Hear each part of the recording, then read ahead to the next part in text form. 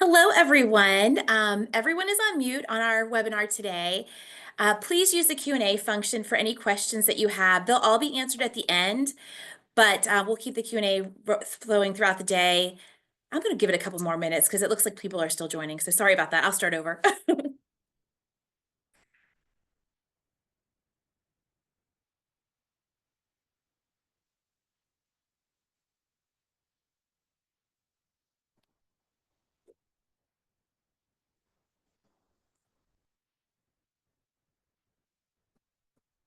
Looks like our number isn't. Oh, no, it is.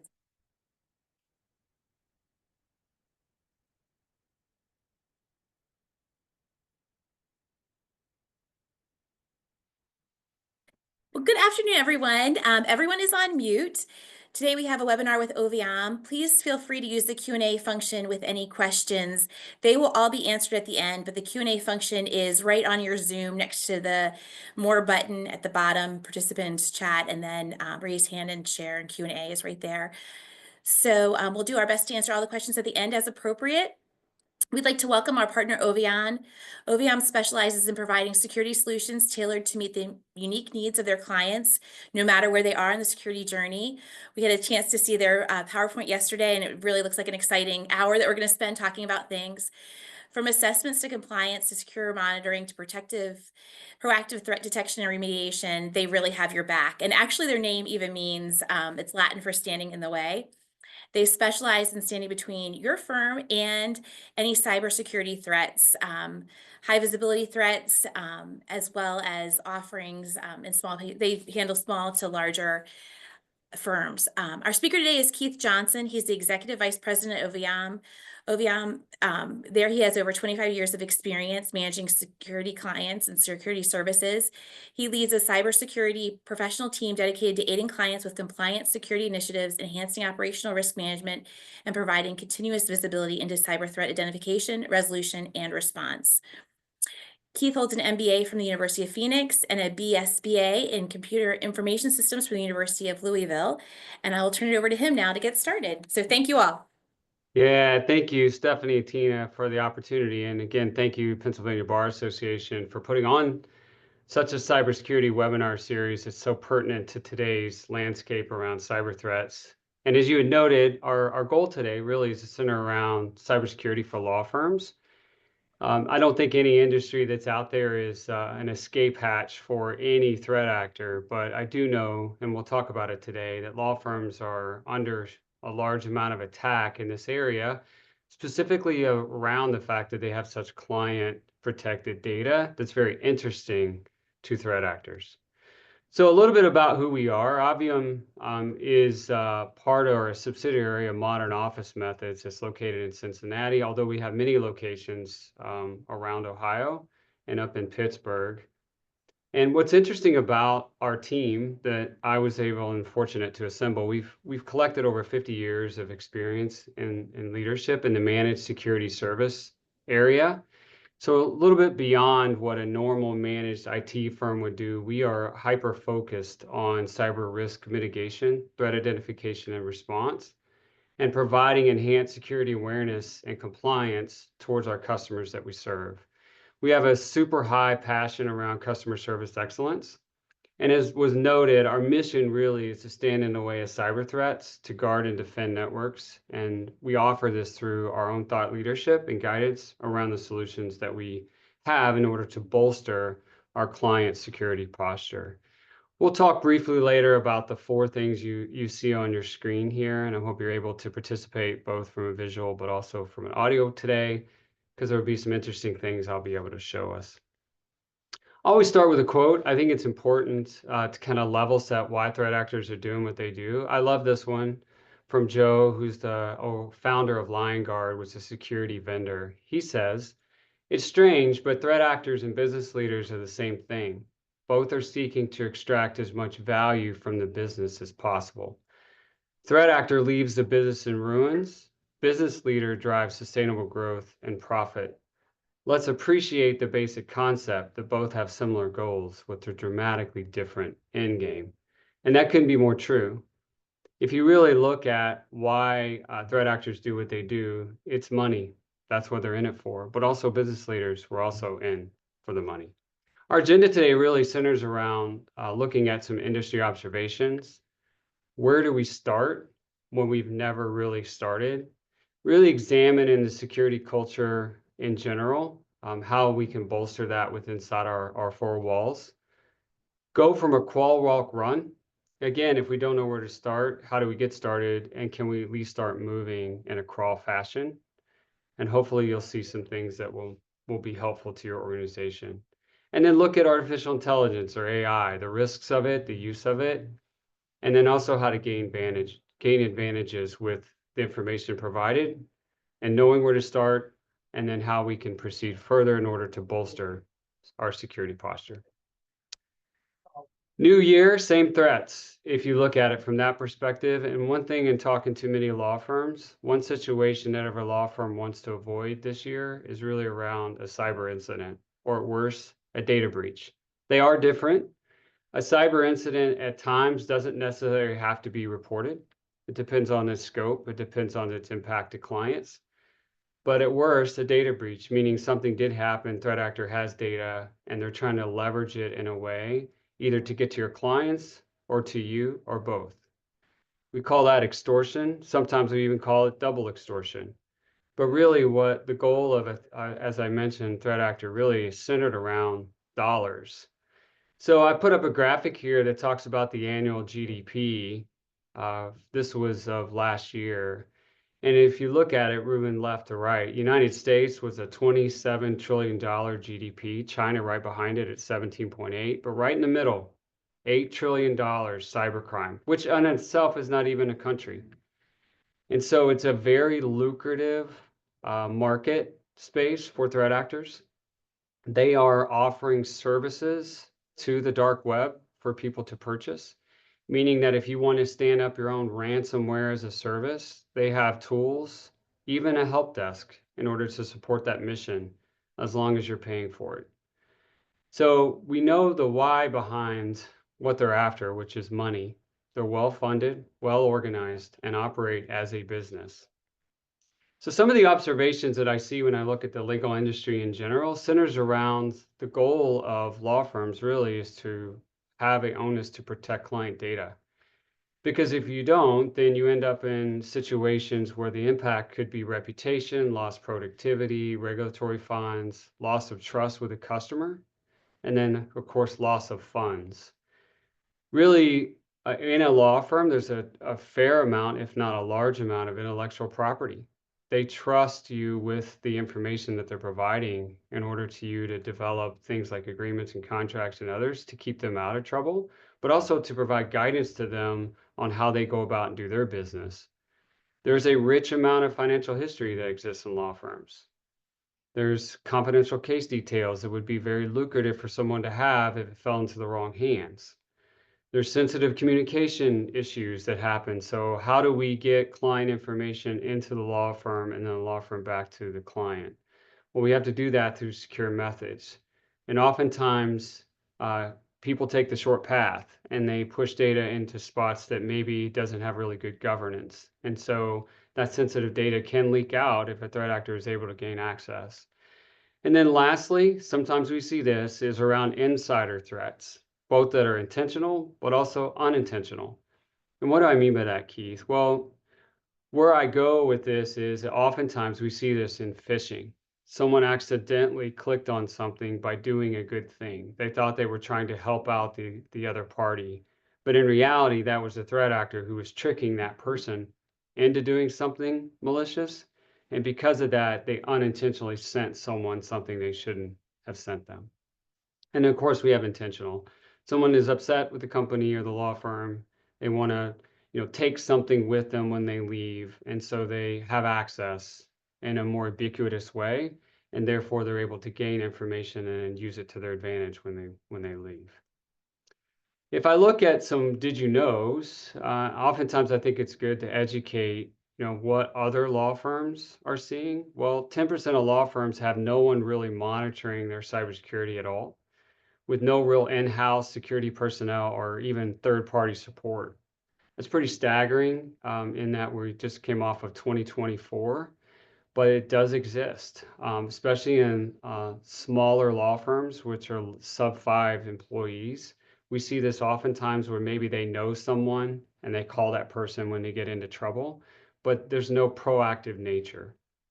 Also, did you know that 22% of law firms listed complying with changing regulatory standards as a very top priority? They themselves are in the business of keeping up with new laws, new regulatory, but how does that then impact them as an industry to keep up with what changes they need or the law firm needs to be making? Did you know that 56% of law firms who have experienced a data breach have lost confidential client data, leaving them vulnerable to fines and potential lost clients? And then lastly, did you know 73% of lawyers plan to use AI this year, 24 and 25, in their business practices? That's a staggering number. We'll talk about that later on what's behind that, but it does give weight if you just pause and think. My data is now leaving this organization, being placed in the hands of somebody else. And what do I need to do to provide protections around that? So who are these threat actors? I think oftentimes, we think or have a visual that it's someone in a hoodie with glasses, low lights, and they're at a keyboard and they're doing something nefarious. But really, as I mentioned earlier, because cybercrime is such a high volume of $8 trillion of business, I think the number I saw for 25 is going to grow to 11 trillion. Who are these people? Well, some are governmental. So they want to gain military and economic advantages for their home and their people. APT is short for Advanced Persistent Threat. Think China, think Russia. These are well-funded military and economic minded folks that are wanting to gain an advantage over another people group. And because of that, they fund these advanced persistent threat actors to go and do and target them or point them in the right direction. The latest, the Russia and Ukraine war that's happening, there was a fair amount of Russia having APTs toward Ukraine from a cyber war perspective. This would be seen as governmental. Financial, theft of personal info for identity, their IP or intellectual property, crypto mining, or just direct monetary cybercrime. These are folks that are in for the financial gain, quick and hit, if you will. There's a new term that's popped on the scene in 24 called advanced persistent teenagers. These aren't necessarily teenagers that are well crafted at doing hacking. What these are teenagers that exist in foreign countries that are really good socially. So because they can coerce or get somebody to do something on a social network side, they're able to gain an advantage and then use bot tools or pass that information on to someone that's really good at hacking in order to take the next step. Again, these folks are well organized, and because of that, they work well together in their ecosystem. And so they formulated this business structure that maybe one is good at malware, another good at ransomware, maybe another good at social. They kind of hook up and then target themselves towards a business and each get a slice of the pie when the payout comes. There's ideological. So these are folks that are causing financial harm, reputational harm to other rivals to attempt to prop up their own belief system. Just turn the news on, you can see these just kind of play out, but then understand that there is a cyber tone underneath of it. There's the classical people who are very interested in how things work and wonder if they can make a certain hack kind of work. Kind of dangerous in its own right. These are the folks that are going out on the internet to the dark web and purchasing things and see what they can do with it because they're curious and because they maybe have a slight skill that they could use to move this direction. Then there's the chaotic. These are hackers that hack just for the sake of chaos and destruction. You see this play out in the gaming world a lot, where someone would just walk up to someone and then do something to them and just watch it and see it happen because there's pleasure in it. Same thing on the hacking side. They want to cause disruption for someone and destruct something and just, again, the pleasure of watching. They call it griefers or griefing. And so if you put your mind inside of a threat actor, it's different forms, there's different reasons. Underlying tone, though, generally is financial gain of some sort. Or that financial gain that they were able to get caused enough harm where now their home country is propped up. So how does this bleed over into the legal area? Well, I took some liberties and researched for type breaches and attacks against different law firms in the United States over the course of the last year, year and a half. Here are some that are on the screen: Taft and Coates and Orrick and Thompson. And what's interesting about them was the first one was a ransomware attack, meaning that there was some exploited vulnerability. Someone had on the law firm network, there was something that was publicly exposed, or a connection was made and they were able to get access to it because something wasn't patched. And then you take also maybe someone who gained unauthorized access into a company via either a backdoor or possibly through a phishing exercise. Also, just weak safeguards around client data. So maybe the unauthorized person was able to get into the network, but because there wasn't great safeguards around the data and where it exists, maybe it wasn't encrypted. Then you have a situation where they were able to then take that data. Staggering number: 42% of law firms with up to 100 employees have experienced a data breach. But what's common around some of these that I wanted to highlight was outdated, unauthorized, inadequate, and weak. So how can we bolster our firm's networks? And what can we do? What steps can we take in order to say, okay, well, if a threat actor is able to gain access and we know who they are, then how are they doing it? And then what do we need to do in order to then shore ourselves up in kind of a crawl, walk, run method? Well, when I look to the industry as legal, I look and understand, well, what regulatory things apply? So what are the things that we need to adhere to? Well, many industries have such regulatories. So if you think of retail, for example, I know we just came off the holidays. If you're a retail organization of any size, truly, you have to adhere to what they call the payment card industry, or PCI, regulatory regulations. There's different levels. And so each one has a different stringency, but there is a standard that you apply to. If you're a manufacturing firm and you are looking to the industry and say, well, what do I need to be doing? Well, that industry would say things like following a NIST standard, which is an organization that puts out standard practices for things around security and IT infrastructure. Well, the same would be true. Maybe you want to get a certification in ISO, which is a more broader standard that also has controls and safeguards that you can put. And if you do those things, then you have better protected your organization. Some require audit, meaning that if maybe you're a certain level 1 merchant, Lowe's, McDonald's, someone has to come in once a year and vet you. Well, what's interesting about the legal industry is there's really no particular regulatory that's around it.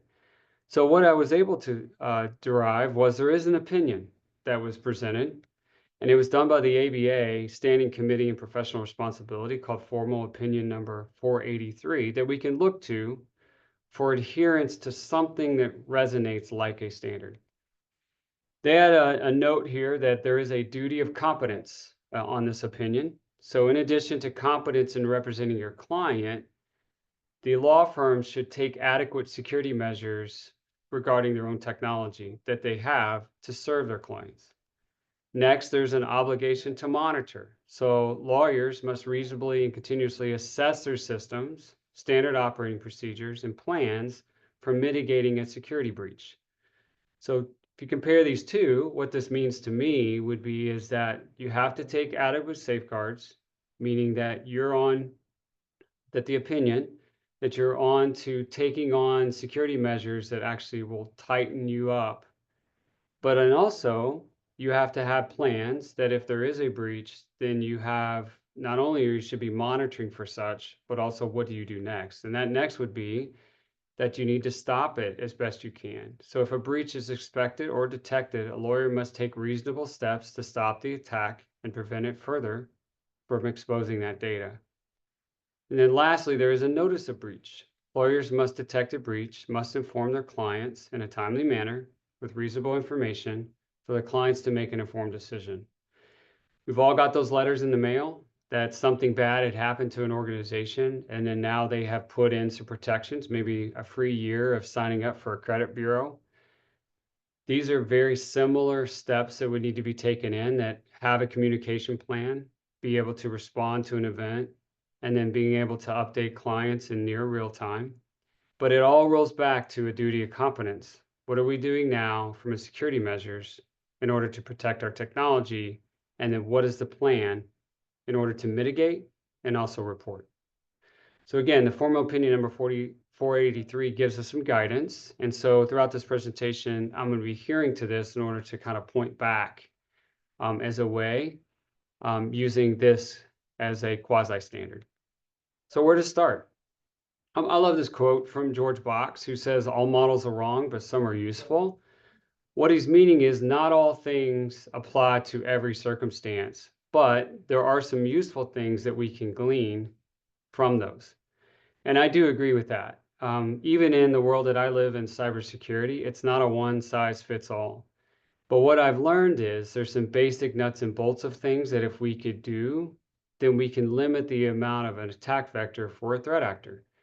In my world, they call it the kill chain. So if you think of a long chain that has multiple links on it, if a threat actor is attempting to move along this chain, if at some point we could break a link in the chain, then the threat actor is cut off. They can't proceed further.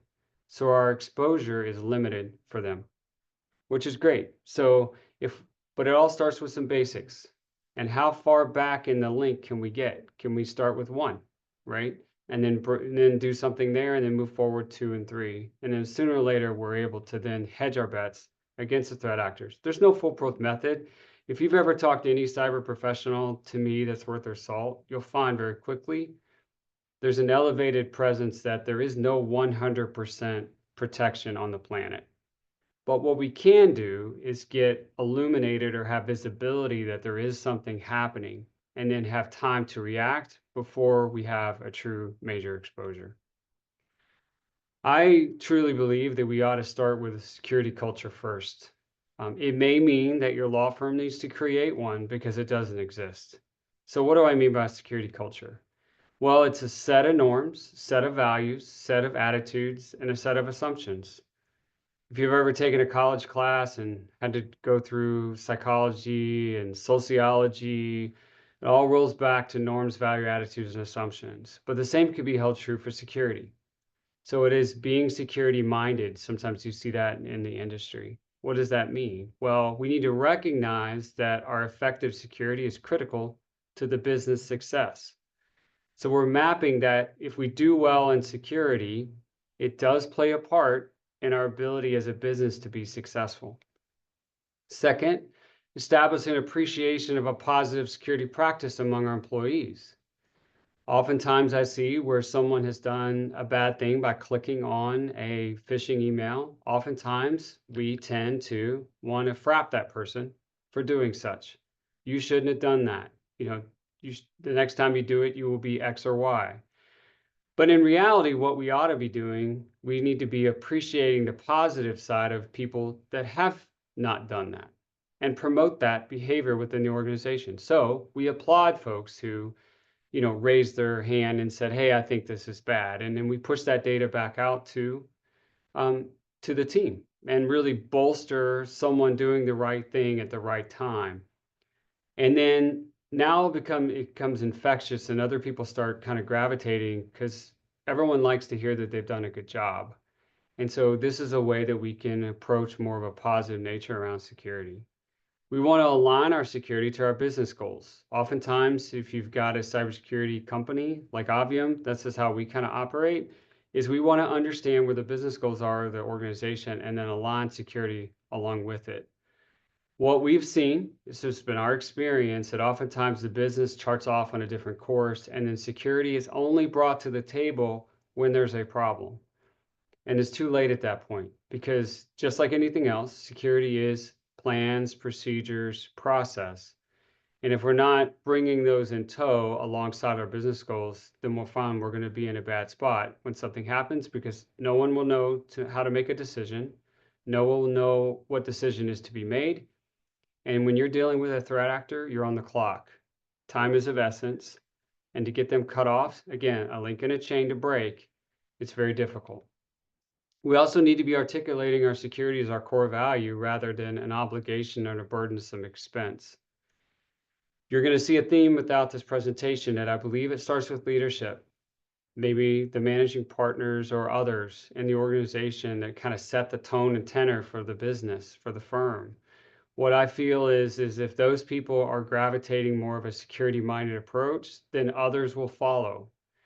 But it can't be seen as just an obligation or a hassle, right? Because I have to go through these second or third MFA things, then all of a sudden this is impeding my ability to do business. What you have to do is step back and go, okay, these are safeguards. Without these, then what? Right? We're asking really thoughtful questions around, things like uptime and how long can the firm be down before, it starts really being impactful, or, what is our values that we're trying to articulate, and how can we roll security in those and be a part of that plan. The way that I kind of look at this is through 4 different phases. One is assess your at risk. Where are you at risk? What does that look like? How do you even know where to start? How do we do a baseline? So how do we get to something that is, okay, ground floor, we got the walls and the structure up. Now we need to get to good, then get to better. So again, crawl, walk, run. If we look at just security culture in general, I love this word resilience. I think it's better than training. Oftentimes you hear security awareness training, meaning that once a year you do a cycle of training. In reality, that's a one point in time that someone did the right thing by taking a test or had gone through some type of webinar and then tested them for their knowledge again at that one point in time. I'm a huge component of resilience, like we're building muscle over time, but without something that's happening throughout the year, that won't happen. Because again, you go back and someone does a bad thing, but they were trained in January and they did it in November, and then you wonder why it didn't attach, right? Well, it's because we're humans and we're going to err. We want to reduce this human error. IBM puts this at 82%, that all data breaches were caused by human error as a leading cause. Well, some of these things are because of phishing, weak credentials, accidental data exposure, again, unintentional, as I claw back to the earlier comment, but a user was tricked to do the right thing or accidentally did something that they weren't supposed to, and then it led to an event, right, or a data breach. That's a staggering number if you think about it from a data breach perspective. Again, we're dealing with human people, and oftentimes what we fail to remember is that a single training will not hold. We just turned the page on it being January, and a lot of folks say you got to do something like 30 days straight for it to become a habit. Yet we want to have a training that's only one time. So you can see I'm trying to paint a picture towards better human connection with the training to build muscle and resilience. Because it does build a proactive defense culture. Everyone has a collective part, not just IT. I've seen this in my travels throughout my 25 years of being in cyber, whereby oftentimes most folks say, well, that's not our issue, that's IT's issue. Security is their problem. And in reality, I think it's a us problem, right? It's a collective part. We all have to be bought in, and we all have to raise our voice, raise our hands. When we see something, we say something. And enhances our compliance with data protection laws, right? So if we're looking to bolster, especially in law, where you have such a high volume of data, then we need to demonstrate a commitment to reassure our clients our data is safe. They want to come to us and they want us to do business with. What better way than to cite back to them what we're doing around our security culture? These are the safeguards that we put in place. This is how we go about it, so that we can reassure you that we are protecting your vital information. And then, of course, it mitigates financial and reputation damage. Breaches erode trust. They get in the news. It hurts the brand. Business continuity issues come into play about, how long is it going to take for us to get back up? What's the cost of recovery? There's a lot of things here. But I think ultimately what we're trying to do is move towards resiliency, that it's more of a thoughtful approach that's top of mind, pushed down by leadership throughout the entire year. So again, in at risk, when you don't know where to go, then we need to probably start with, not probably, we do need to start with an assessment. There's many things of an assessment. One is a vulnerability scan, for example. What are you vulnerable to? This is both from an external and internal side. There's platforms and people and processes around this that can prioritize and identify weaknesses and exposures that exist within the network. We can step it up and do a penetration test. This is my friend Anthony here on the screen. He's one of our team members. He does not always wear a hoodie and look like this. What he was doing was illustrating that these folks aren't like that, right? He's saying that, hey, if you, with a little bit of training and now with artificial intelligence, people can do really interesting things. But if you want to do it from an ethical perspective, then you hire a talented individual like an Anthony who is coming at a lens of, okay, I'm thinking like a hacker, I'm doing like a hacker, and I'm going to simulate an attack that's real world to see if you can hold up to that from an external and internal side. Lastly is around doing a risk assessment. These are important, especially with the legal industry not really having a framework, just an opinion. We can map back to a standard cyber framework like CIS, which is the Center for Internet Security, or CCPA, which is California's act, or NIST, which is a standard we see common in industry with around manufacturing, healthcare, and others. We can look at your authentication, access, and controls, right? What do you have in place right now from a policy and procedure? That would also include your endpoint detection and response. So the software that rides on your endpoints, your mobile devices. And again, look into your people and process, but also vendors. And we're going to talk about that second. Oftentimes, those are the one, that people group is your vendors that you do business with is often overlooked. Those who can gain access to your environment both by invitation or by simple folks that just roam around and actually clean offices, for example. You know, they have access to get to, and is what are we doing to vet them better in order to prevent something like an insider threat? Moving towards crawl, we look at security awareness, right? So regular training, not only how to handle it, but also to withstand it from a resilience perspective. I'm a huge proponent and advocate of conducting monthly campaign sessions against our companies and our customers. The reason why this is that I'm trying to, again, build muscle. If I campaign you using thoughtful, real world examples of phishing attempts, and then reward for value those that are raising their hand or report it to IT in a certain amount of time, then I'm creating a culture, right, that it's okay to question, right? And to me, oftentimes people don't want to question because they don't want to get in trouble.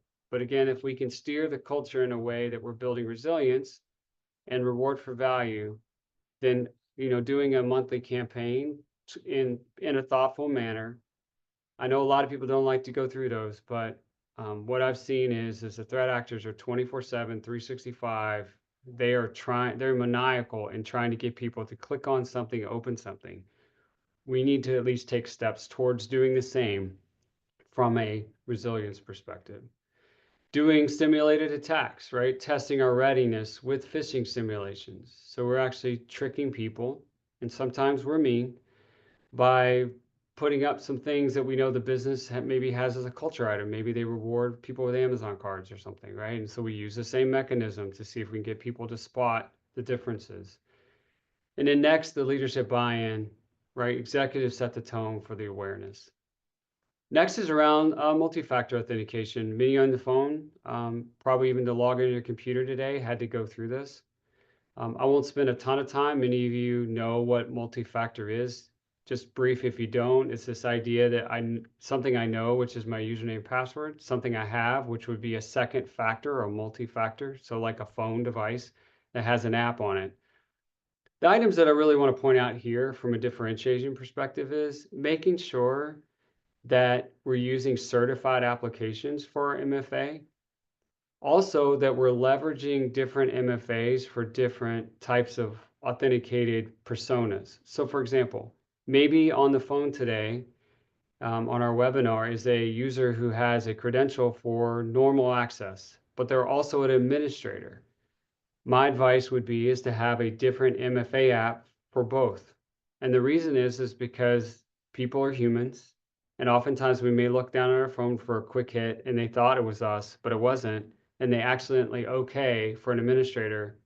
And if they're all in the same app, that makes it a lot more human oriented to make sure you click the right one. So you could take that pain away by having different apps doing different things. So maybe one for the user side of your normal, another app for your MFA for the administrator side. Zero trust is a very popular word today.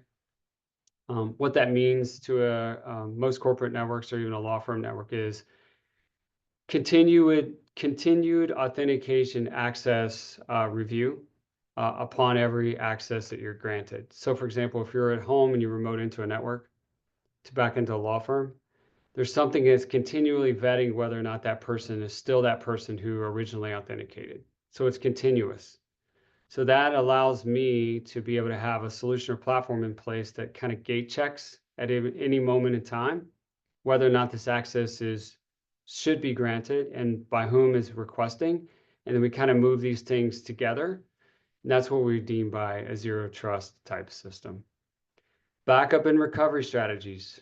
It's been my experience in any forensics or breach that's happened on a call, one of the first, second, or third calls outside of have we talked to a lawyer? Have you talked to your cybersecurity insurance provider? Next usually comes backup and recovery. What do you have in terms of backups? What are we looking at? Well, oftentimes where we see that the questions stopped was, do you have a backup in place? And most often, most companies would say yes. I say we go a further step and actually how quickly can we resume our operations? What is our RTO?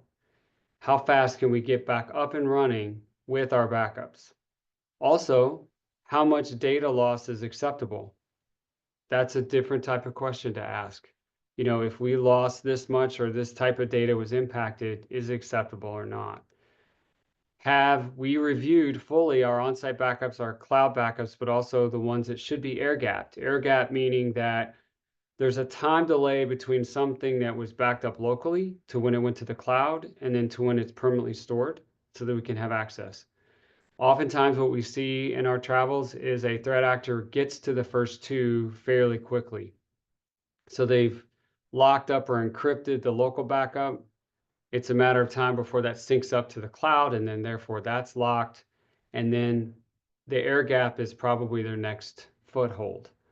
And so if we can, again, catch things and also understand where our backups are and understand those delays in terms of when things get replicated, then we're in a better position operationally to answer that, how quickly can operations resume?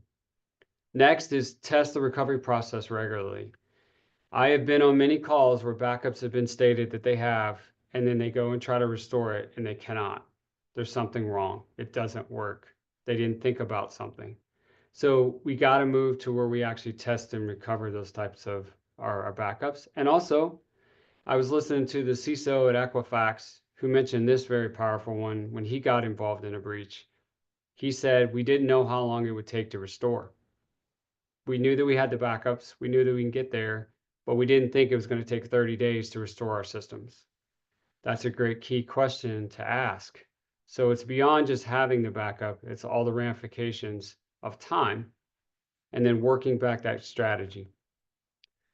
Continuous monitoring is something I think that oftentimes gets overlooked. Microsoft puts out and other vendors put out a ton of patches quite often.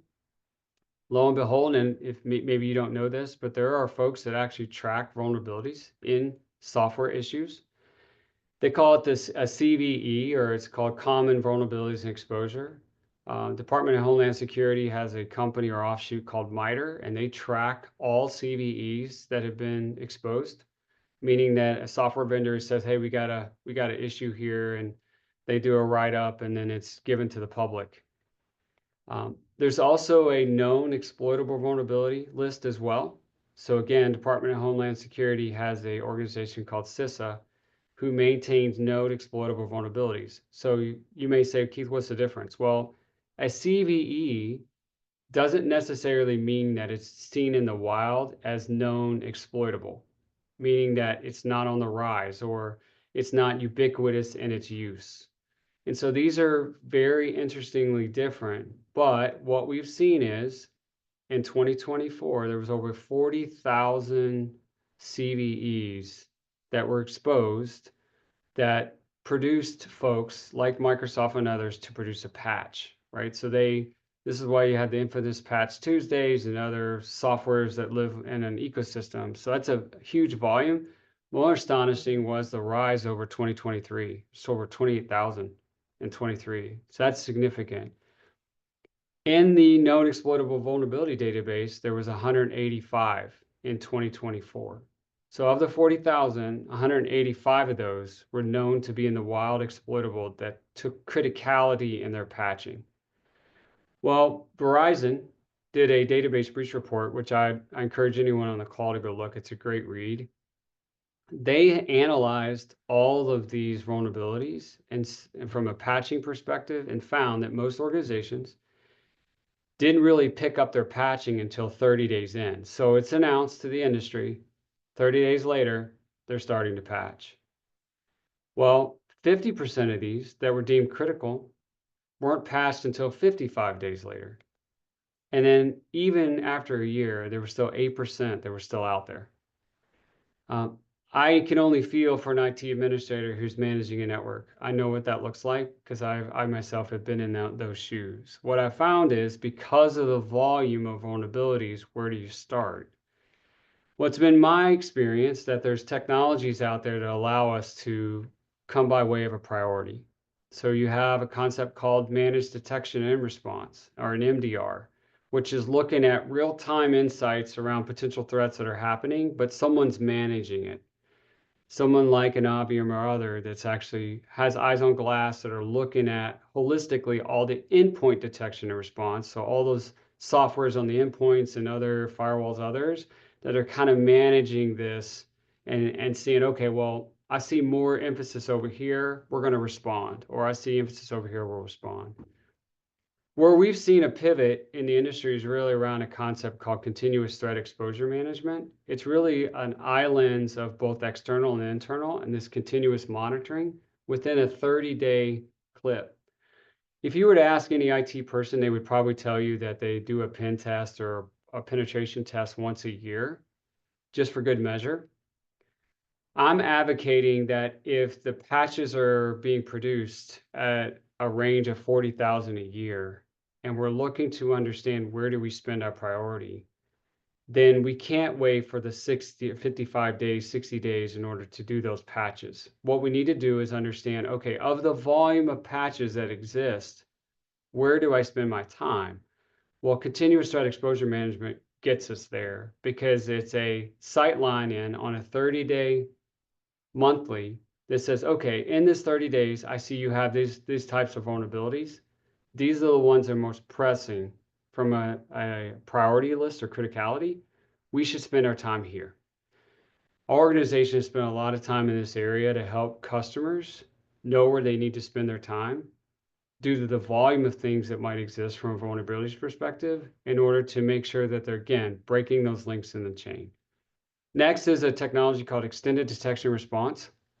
A lot of larger organizations have a SIM platform or security information event monitoring system where it's taking in logs from things. Well, now we can pull in through XDR technology all the logs that exist on the network and start crosswalking all this together. So you may have a vendor for your switches, a vendor for your firewalls, a vendor for your clouds, so the 365. We can pull all of this data into one platform and then respond accordingly if there's threats seen across all vectors. And so if you're scanning every month, looking for vulnerabilities and then prioritizing, and then also have an active response where we can take logs and flows from the network into one single platform, then we're kind of in a situation where we're kind of getting a hold and have great visibility into what's happening on our network. Third-party risk management. Again, as we move towards, we're walking pretty good, if not running. We found that 60% of breaches involve third-party vendors. This is a statistic. It is a shared responsibility. So we need to ensure our vendors meet our security standards. We need to monitor for these vendor access using least privilege. So just because they're doing business with us doesn't mean that we have to give them the keys to the kingdom. It needs to be right-sized. But we also need to look into their security standards and ask for their certifications. What are you doing to bolster your security, Mr. Vendor? Oftentimes this is not done. Examples of third-party risks are like cloud storage providers like Microsoft or other software vendors. They call it SBOM, which is a software bill of materials. So I'm going to take your software and use it on my network, but who do you use for your software? And has that been vetted? Even me as an MSSP, managed security service provider, we should provide to you what we're doing from a security perspective. So you vet those that you do business with. And then we need to conduct these assessments routinely. We often, if you're regulatory, like a PCI, you do this once a year. You review your contractuals, but also get their security documentation and then store that, because there will come a time where your third party will need to be assessed in a way because you do have an issue and you'll be going back to them. So why not start now and have all that in one spot? And require them their certifications, whether it's SOC 2 or something else, because as they have your data in their cloud for whatever reason, they should be compliant as well towards the compliances that are in their regulatory. Incident response plan. I see this play out too a lot. Most organizations don't have an incident response plan. It's usually buried in their acceptable use policy as an org. But I feel like we need to make sure that we're developing clear lines of and clear roles, that if we get into a situation, who do we call? How do we handle? Sometimes you could just get around the table. They call it table talk exercise to stimulate incidents. So as a law firm, if we're down for this, or we had this type of issue, someone smashed out windows in the back of a car and took a laptop, what do we do? Who gets called? All of that needs to be well documented. And then you regularly update these based on your lessons learned. So if you had an incident, you roll back, you look at the doc and you repush it. And then of course, having leadership and even maybe board decision making. Someone needs to make the decision on whether or not you're going to pay the ransom. I've been across the table with an individual or two or three, and no one wanted to make that decision. Well, you do that through a table talk exercise. So the pressure's off and you're going to walk through this and then understand who is the final on making that decision for the firm or the brand. Cybersecurity insurance, it's staggering. Actually, I saw that 40% have acquired cybersecurity insurance. This was from the ABA. Very stunning, actually. What it tells me is that maybe they've rolled it up into some E&O policy or other within their current framework, or they just never gotten around to, hey, why us, that we needed cyber insurance, because no one, again, regulatory is not pushing it there. But it does mitigate financial losses from breaches, and it does scale based on your firm's size and needs. But in reality, again, it goes back to the incident response plan. If we run into an issue, who are we calling? Oftentimes you can lean in on your cyber company that's offered the insurance, and they can bring in a trusted forensics. And oftentimes those prices can be negotiated on, if we do have an event, what are you going to charge us? Versus you didn't have it in place and now you're calling them and they're dropping everything and they're going to charge you a large amount for that in order to review your assets and assess your reputation. AI. This is a very hot topic right now. I'll touch on what I see as the risk around AI. There's a lot. There's algorithmic hallucinations, confidentiality, lack of explainability, and over-reliance. Many of these, talked to a few law folks that had mentioned to me that things are leaking back into briefs that are being submitted, and the use of AI didn't do a really great job of filtering that data, or used old and stale data, or used data that it had gone on its own and pulled back through and was seen accurate, and therefore was causing some issues for them, and the briefs was kicked out. Further, I've seen issues where you're uploading client data into these ecosystems like Perplexity and Gemini and Copilot, ChatGPT, that exposes your client data into an ecosystem that you, again, third party, is not truly vetted. Like, you don't know exactly what they're doing with your data. And then it's also providing hallucinations because the data is inaccurate. Well, from an ethical use perspective, we need to make sure inside the walls that there is an AI policy, right? That's key. So just like your acceptable use policy, you should have an AI policy that everyone adheres to and everyone signs. Look at the tools that you're using to make sure that they're being supervised, meaning manual. There's some person, that's in charge of this to make sure we're reducing any inaccuracies. And then also someone's verifying the outputs to be reliable. So you can't just trust it that it's doing its job. Because again, if you think about AI, it's being trained, it's being told what to do. And oftentimes we don't give it enough information to make that training completely accurate. And so it then hallucinates and tries to do a job that it thinks it should do, but in reality, it's constrained. And again, train your staff and clients on these limitations and the ethical considerations. Pulling this together, as I know we're getting close on time here, fostering our client security culture, I think, is impactful. So if we looked at what we were trying to do was to form our own security culture through best practice of multi-factor, backup strategy, looking at our AI posture, those things can then be translated to our customers that we're serving to show that we ourselves are practice what we preach, but also, hey, Mr. Customer, we feel like these are important for you because we want to do business in a safe and secure way. So we can educate our clients on secure communication practices. Hey, I know maybe you didn't offer me where I can get your data, but hey, I can offer you my location to put your data in, knowing that it's safe, right? That it's encrypted. We can provide these authorized secure document sharing platforms, as I mentioned, and teach our clients to recognize phishing attempts. Hey, Mr. Customer, we take phishing very serious here. If you ever see an attempt from us, we want you to question it to make sure it's legitimate. And we're going to do our best to make sure that we tell you early and often if we see that there's been an issue or an issue on our network. And then you maintain these cybersecurity documentations. I think it's important that you can share with your client what you're doing around security and the technology, and then bolster that with them. To me, and a law firm has the advantage to be able to lead from the front with security for their client, even from an active selling point if you're trying to sell services. So how can you gain an advantage overall? So if you look at compliance, third-party risk, pen testing, bridging this talent gap, maybe you have someone that does security or don't. Maybe they just never kind of are not being very great thought leaders for you or offering any true guidance from a security perspective. Maybe you're not really doing any periodic automated exposure testing on your network. Maybe there's not been very little done with threat management or guidance. We find, what if we were able to gain better visibility, better monitoring, be able to stitch patterns together quicker, break those chains, and then be predictive in our response.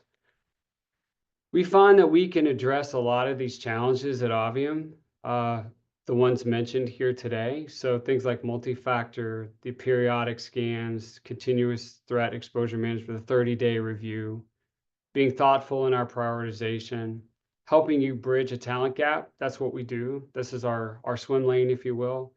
We're heavy on compliance. We cross all industries, so we could take the best and brightest of those and then roll that back to more of a crawl, walk, run, thoughtful for the clients that we serve. And then really just having a great understanding through folks that are on the team that do this simulated attacks from a threat perspective.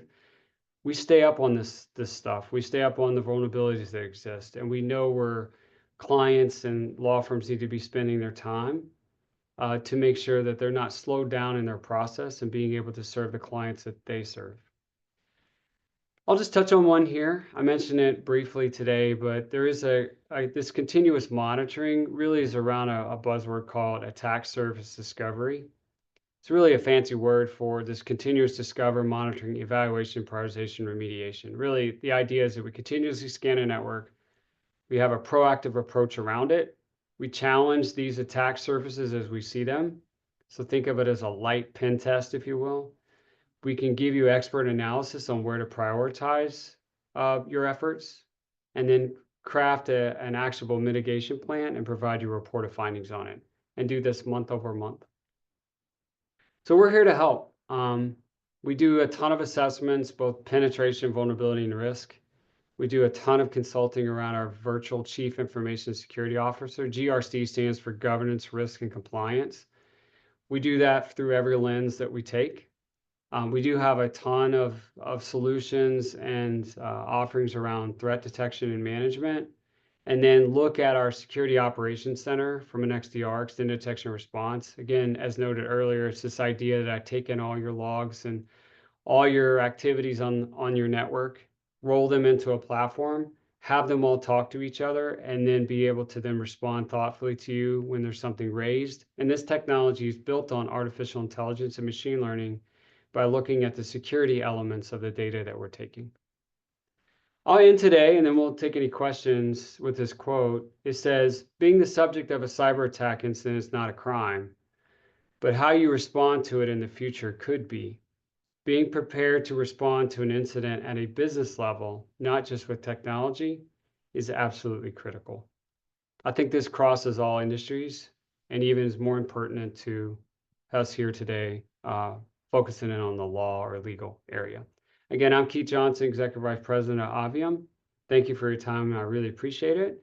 And I'll ask Heather if she has any questions that I can answer. Thank you, Keith. We do have 3 questions here so far. If anyone has any other questions, please add them to the Q&A chat, and I can read these out for Keith to answer. The first one, Keith, is talking about being a small company or a sole owner of a company and having another IT company that monitors their computers. But what else can be done to help protect them from cyber threats besides just looking and making sure the emails come to them are legitimate and not clicking on links? Yeah, great question. I could only think that that IT company is doing what they can in order to provide some thought leadership and guidance to you for the same, very similar question. But what I would probably do would be to make sure that the device that you have has an appropriate endpoint detection and response platform on it, not something that's legacy. Oftentimes you say most people the endpoint itself is called an antivirus program. There are a ton of legacy ones out there that are more signature based. And what I mean by that is something bad has to happen to someone else. And by way of that, a signature was produced by the vendor, and then everyone gets the benefit because it was updated. Most net new technology today has moved towards behavior based, meaning that it's more of an active platform on your end device. So think your laptop or your workstation. And it's actively looking at not only what's coming in, but it's also viewing it from a lens of behavior. So I think as we're looking in a security awareness lens of being more behavior driven or having folks build muscle around behavior, then to me, the platforms that we use, both on our laptops and endpoints, or maybe the things that we connect into or our vendors, we got to think towards behavior as well. We're trying to curb behavior or protect that behavior. So in essence, I would ask them, is the platform they have an endpoint detection and response behavior-based platform so that it can protect the things that are going in and out? I applaud you for your phishing attempts, that you're able to spot those things. I think that's awesome. I would say for yourself, if they're not offering a security awareness to you as an individual, or you can participate in that, just being up to date on new techniques and tactics, I think are very important, because what got us here yesterday is not going to take us to the future, and their threat actors are ever evolving. So continuing with your security awareness journey, I think is important, and to either do that on your own or through something that they may be able to provide. Thank you, Keith. The next question is around risk assessments and the framework used. So the question is, if NIST CSF 2.0 is the framework used for risk assessments, particularly if that is what is best suited for law firms. Yeah, I would say that would be the lens that by which we would take. Our vCISO services is, we use a platform that allows us to look at all industries. So we align to NIST CSF 2.0, PCI, HIPAA, CIS, I mentioned that one, CMMC. We can crosswalk all of those. We oftentimes will, if a customer doesn't know where to start, we will truly align them to NIST. It is probably the best at this moment, just because it crosses all different types of industries. So the work that you put in trying to align to NIST, if you decide that you want to up level, maybe an organization that you're working with wants to up level to CMMC, there's a nice symmetry there, and we can crosswalk that right back in. So great question. NIST is a great start point for us. Oftentimes, if dollars are an issue and a customer doesn't want to go the journey of NIST, we will back up a little bit and do CIS, which is they have controls out there. They're smaller in number, but it's highly focused just on security. Versus NIST is security, but also focused on infrastructure. So we can certainly love to have a conversation if you want to, but NIST is our preferred. Thank you, Keith. The next question is, what should we be looking for when we vet third-party vendors? Yeah, that's a great question. So the very first thing that I would do would be to analyze by way of how does this third party gain access to you? And do they follow the same access controls that you yourself require of your employees? So for example, many of the breaches that have been notable in the last 2 years centered around the employees were asked in the organization to not only provide a username password, but to use MFA, but their third-party vendors did not have to be required to use MFA, which is a problem, right? So first, make sure there's alignment between what you're asking your employees to do, that's the policy, to your vendors. Next, I would ask them for their security posture in terms of documentation. So do they have an RRP plan, an incident response? What is their disaster recovery plan, especially if you lean on them for critical infrastructure? Ask them for their compliance documentation. Maybe their SOC 2, maybe their PCI level 1. So you kind of bridge the gap into to their docs. But I would also ask them, what happens if there's a breach on your network? What is the proper channel reporting to me? Well, most often that should be in their incident response plan, but it is something you need to bring to the table, that if they got breached, that does impact you. And then what exposures do you have for a breach that they have? Because again, a threat actor, if you go all the way back for what, 5 years ago, 6, 7 years ago, probably to now, Target breach, HVAC vendor, they got in through the HVAC, and then they were able to then get into Target. I'm sure Target looks back and goes, you know what, we probably should have been a better job in vetting that third party for the security practices they had. Did they have good endpoint detection response? Did they have someone monitoring their network? All that kind of comes into play, but I would just treat them as if they were in your walls and you're asking the same questions that you ask of yourself, you should ask of them. Thank you, Keith. The next question is, any recommendations for a cybersecurity insurance provider? Ooh. I would actually start with your insurance company that you currently have for your business or your firm. That's where I would start, and ask them for a cybersecurity insurance recommendation, because those two are really heavily tied together. That it's been my experience, and they should be in a better position to say, yes, we have vetted this other company and we like them, because those are very relational driven.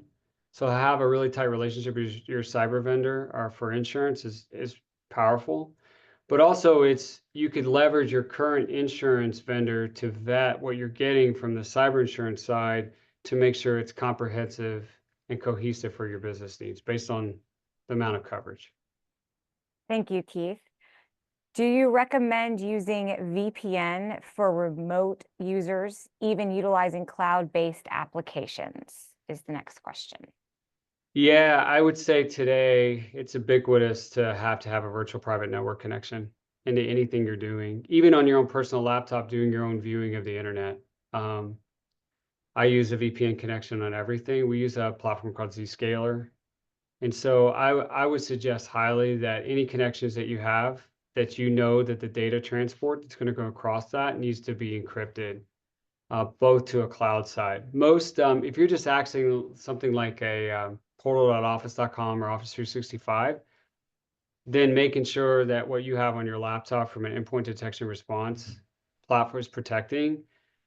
But if you're asking in any cloud provider, should you ride that on a VPN? There are a lot of solutions out there that will turn on a VPN connection for you and then even encrypt it into a SSL connection to the cloud so your banking could not be picked up or seen. So highly suggest that. I think that's a great first step. It's just another link in the chain to keep the threat actors, if they were able to gain access, they couldn't peer into that data if they were able to take some data off your laptop. Thank you, Keith. We have one more question. So if there's any others, please make sure you all put them in the chat here. Last question is, what is the base level of security for a small law firm under 6 employees in order to be compliant with the standard in the industry? Ooh. I go back to where to start when you're just getting started. I look at it from 2 lenses. One is from access and the other was authentication. So if I look at it through that lens, then I would fall back to to get cyber insurance, what would the things need to be in place in order to do that? Now, insurance has changed from a cyber side. So now it's not only, hey, tell us what you got, but you also have to show us. That's where the industry has moved here in 23, 24, 25. But those bare minimums usually center around a couple of things. One is security awareness training and having some type of resiliency around it. So that's paramount. That would be number 1. Number 2 would be MFA protections, multi-factor on everything, meaning not only what you're doing in the cloud, but to your critical things, maybe even internally, you have some type of second factor that gets you in the door. We often in our firm use Duo. It allows me to get access into a remote server, if you will. So it's my credential and then also an MFA. So again, security awareness training, MFA. Next would be your endpoint detection and response platform on your endpoint devices, servers, workstations, laptops. That's paramount. So we call it EDR, but endpoint detection and response or next generation antivirus. Those 3 things. From there, then it's just doing an analyze of what you have in place. Backups would probably come forth for me. And again, I touched on that today, knowing where they are. Are they cloud air gapped, meaning that if something bad happened to my first line or second line backups, do I have a third that I could get back up to? And lastly, I would probably throw in there incident response, knowing that if an issue did occur, what is our stance? How do we proceed? Who's making the decisions? And then making sure all our employees know that. Who to call? What's the vehicle by which that they need to raise an incident? Different incidents have different levels in my brain. So maybe someone, instead of shredding a document, threw it in the trash can. That could be seen as an incident that needs to be raised to someone. And they thought about it and said, oh, yeah, I did that. What impact does that have to the business? But again, as my first slide had indicated, not all incidents require a report, right? So we kind of have to gauge those. But just those 4 or 5 things I think are critical just to get going. And then from there, you can bolster through policies and procedures and alignment to a framework. Thank you, Keith. There are no other questions in the chat at this time. Perfect. Thank you again. We're here to help. My phone number is here, 502-681-6512. I'm out of Louisville. I work out of the Cincinnati office in Ohio. Here to help, here to answer any questions. Feel free to reach out. Really, again, I appreciate the Pennsylvania Bar Association, Stephanie and Tina for their kindness here, and look forward to next time. So thank you, everyone. Thanks so much, Keith. Thanks, Heather. Thanks, Mitch. Thank you all. Thank you.